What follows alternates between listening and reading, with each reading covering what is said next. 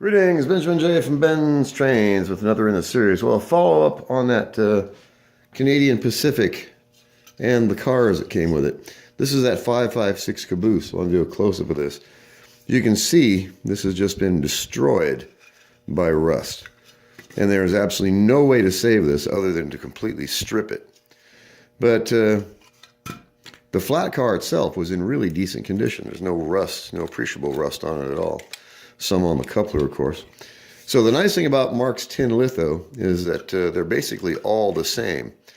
So I went through my parts box and I found a tinder body.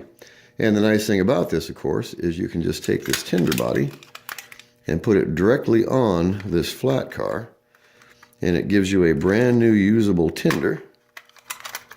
Just snap this thing together. As you see, brand new car. It's not perfect, but it's a nice runnable car that looks good. Completely original, of course. All Marx. So I added a rear coupler, or a front coupler in this case, and just used a paper joiner. And I'll add it to the consist and a new car that didn't cost anything. So the nice thing about this, of course, is even though it's basically destroyed, it has the ladder and the rear railing on it. So I can pull this off and put it on a nice caboose that does not have the ladder and the railing. So what I'll do with this, I have no idea. I'd actually thought of stripping this and moving the dome to the center, which would give you the basis for a passenger car. But don't know if I'm going to do that or not. Now I've got another 556 that I stripped the other day, as you see. So if you actually move the dome to the center and squint your eyes, it actually looks very much like a passenger car.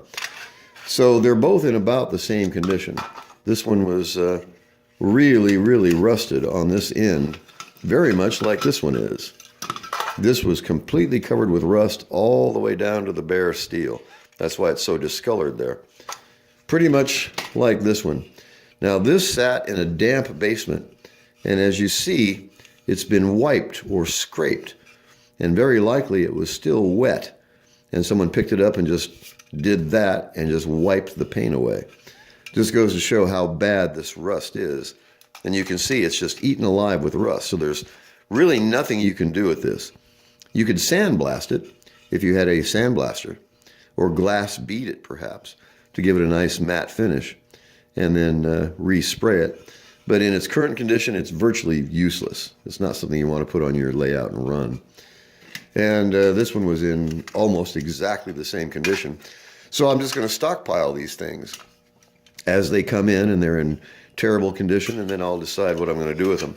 Like I said, if you could sandblast these, you could get them down to bare steel and leave a nice matte finish. You could spray them silver and turn them into passenger cars or something else. It really depends.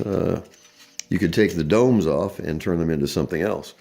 It just depends, I guess, on how much energy you want to put into this. But both of these were just in the same condition, eaten alive with rust. And as I said, this one was obviously wet. And whoever found it picked it up, wiped it off, and when they did that, they just took all the paint off with it. Not that it was usable. As you can see, this is just eaten alive with rust. And the rust gets underneath the paint. And that's what happens, is it actually gets underneath the paint, starts to rust the steel, and then comes through the paint and just literally lifts it off the metal. As you can see here, you can see those are wipe marks. And you can see how this was wet. So very likely this is the source of the moisture in the box. Very likely something dripping on this for a long period of time. It got the box wet, the box got everything else wet. And that's what accounts for the rust on the locomotive, especially on the side that was down inside the wet cardboard box. And that's the biggest problem with storing these old locomotives, is keeping them in a cardboard box. Cardboard just attracts moisture, holds it, and once it's damp, in a damp environment, it will never dry out. It'll stay wet for years, decades. And that's basically what happened here. So it just remained wet for 30 years, 40 years, 50 years. Hard to say. But anyway, it's a good tip. Save your old bodies and If you have one, I don't even know where this came from. It was out of the parts box, so obviously it was missing its flat car. But all these Marx cars are basically the same size. The 6-inch cars will interchange onto flat cars. So anyway, it's a great use of of just parts, really. This is out of the parts box. Snap it onto the 6-inch car, and this car was in fairly decent shape. It's got some rust on the coupler, as you see, but there was nothing wrong with it.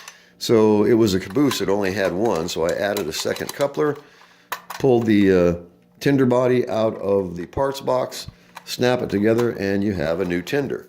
Now, I've got a box of these. I probably have 12 of these now. But you can never have too many tenders or 6-inch bodies. This one I was setting up for a spotlight and either never got around to it or used the spotlight for something else. But anyway, just want to do a quick video on this. So I will very likely add a spotlight to this, add power to it, and turn it into a lighted car. That's the nice thing about having these junk parts that you can put together and manipulate them and turn them into whatever you want them to be. Anyway, just a quick video on these 6-inch flat cars. It doesn't take much, and you can swap these bodies out, turn them into whatever you want them to be, or whatever you have handy. Anyway, and they just snap together into the slots. The tabs just snap down. You can just fold the tabs over, and you have a new tender, or whatever you want the car to be. So anyway, just made out of parts. It works. It's really inexpensive, and you can make these things into almost anything you want them to be. So a quick video. As always, if you have any questions, feel free to drop me an email, BENZTRAINZ@gmail.com. And as always, thank you for watching.